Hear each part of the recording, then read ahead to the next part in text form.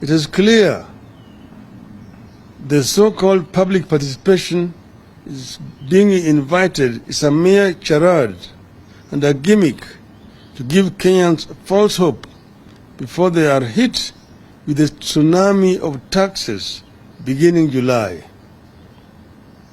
As Ruto was speaking on Sunday, the Energy and Petroleum Regulatory Authority had just raised the retail fuel prices by Kenya shilling 3.4 for the super petrol, shilling 6.4 for diesel, and 15.19 for kerosene. The Kenya shilling itself also continued with this free fall against other major currencies.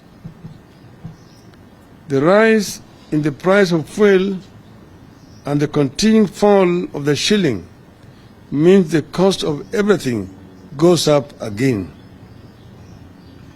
Kenyans will recall that earlier on we had warned that despite all state propaganda trying to ease the supply shortage of maize and lower its costs through duty-free imports would not work and that prices would not come down.